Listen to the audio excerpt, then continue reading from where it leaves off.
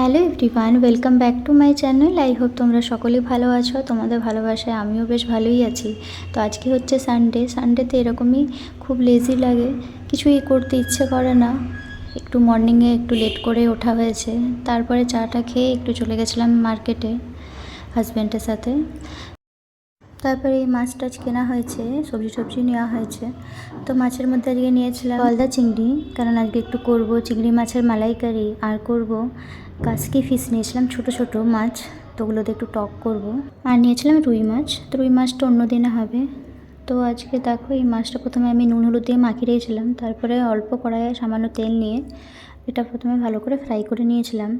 তারপরে মাছটা ফ্রাই করে নিয়েছিলাম, তারপর সেই তেলের মধ্যে অল্প দিয়েছিলাম কাঁচা লঙ্কা আর পাঁচফোড়ন দিয়ে আমি একটা তেঁতুলের পাল্পটা বানিয়ে রেখেছিলাম। তেঁতুলটাকে জাস্ট ধুয়ে পাল্পটাকে বের করে সেই পাল্পটা দিয়ে দিলাম। তারপরে এর মধ্যে দিয়েছিলাম অল্প একটু নুন, একটু হলুদ, অল্প চিনি, একটু জিরে গুঁড়ো, লঙ্কা গুঁড়ো, সব কিছু দিয়ে একটু এরকম ফুটিয়ে নিয়েছিলাম। তারপরে আমি ওই ভেজে রাখা মাছগুলো দিয়ে দিয়েছিলাম।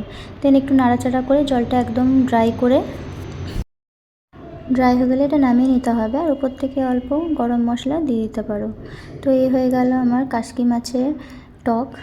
তারপরে মাম্মাম একটু আমাদের বিয়ের ফটো দেখছিল পুরনো। কার ফটো দেখছিস? আমার ফটো দেখছিস? দেখি কি দেখছিস, দেখি। তো মাম্মামি মাঝে মাঝে এই ফটোগুলো বের করে দেখে, তো বেশ ভালো লাগে এই পুরনো ফটো। তো মাম্মামের এগুলো অন্নপ্রাশনের ফটো। ও খুবই কিউট ছিল আর খুবই গাবলু গুবলু ছিল চেহারাটা, তো বেশ ভালো লাগে দেখতে ফটোগুলো।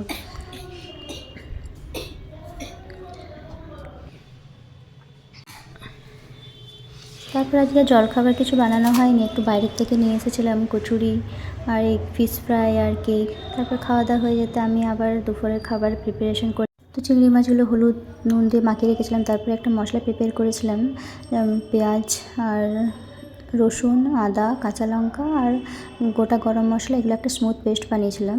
আর একদিকে কাজু আর পোস্ত একটু ভিজিয়ে রেখেছিলাম বাটবো বলে। তারপরে দেখো মাছগুলো ভালোভাবে ফ্রাই করে নিয়েছিলাম। রান্না করতে করতে এনেছিলাম কয়েদ বেল মাখা হচ্ছিলো। কার কার কয়েদ বেল খেতে ভালো লাগে, তো এই সময় বেশ ভালো লাগে, তো রান্না করতে করতে একটু কয়েদ বেল মেখে খাচ্ছিলাম। তারপরে দেখো আবার মাছগুলো আমার ভাজা হয়ে গেছে। তারপরে দেখো সেই তেলের মধ্যে অল্প একটু তেল দিয়েছিলাম, তারপর দিলাম গোটা গরম মশলা, যেমন তেজপাতা, এলাচ, লবঙ্গ, দারচিনি আর একটা শুকনো লঙ্কা। তারপরে অল্প কুচিয়ে পেঁয়াজ দিয়েছিলাম, কারণ একটু পেঁয়াজের দানাগুলো একটু মুখে লাগলে বেশ ভালো লাগে। তারপরে একটু লাল লাল করে ফ্রাই হয়ে যেতে তারপরে বেটে রাখা যে মশলাটা করে বেটে রেখেছিলাম সেটা এটার মধ্যে আমি দিয়ে দিলাম। দেন সব কিছু ভালোভাবে মিক্স করে নিয়েছিলাম। যখন এটা ভালোভাবে কষিয়ে নেবে, তারপর এর মধ্যে একটু নুন, হলুদ, জিরে গুঁড়ো, ধনে গুঁড়ো আর লঙ্কা গুঁড়ো সব কিছু অল্প দিয়েছিলাম। তারপর আবার এটা ভালো করে কষিয়ে নেবে। কষানো হয়ে গেলে এর মধ্যে দিয়ে দেবে একটু টমেটো সস, মোটামুটি 2 চামচের মতো আমি টমেটো সস দিয়েছিলাম। তারপর এটাকে আবার ভালোভাবে নাড়িয়ে চাড়িয়ে নিয়ে ওই কাজু আর পোস্তর যে পেস্টটা করে রেখেছিলাম সেই পেস্টটা এটার মধ্যে দিয়ে দেবে। দেন এটাকেও একটু ভালো করে নাড়াচাড়া করে তারপরে দিয়ে দিতে হবে 1 কাপের মতো জল দিয়ে দেওয়া হয়ে গেলে, পারলে গরম জলটাই দিও, এটা ভালো হয়। তারপর দেখো যখন একটু ফুটে যাবে, তারপরে এই মাছগুলো আমি এর মধ্যে দিয়ে দিলাম। মাছগুলো দিয়ে একটু এটাকে 5 মিনিটের মতো ঢাকা দিয়ে রেখে দেবে।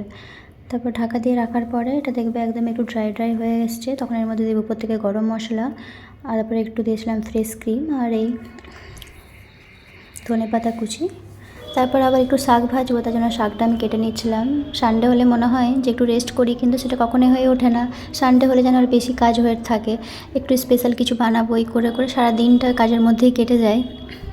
তারপর শাকটাকে আমি রেডি করে একটু আলু ভেজেছিলাম, তারপরে স্নান করে পুজো করে তারপরে আমরা আবার লাঞ্চ করে নিয়েছিলাম। লাঞ্চ করে একটু রেস্ট করছিলাম, একটু মুভি দেখছিলাম দুপুরে।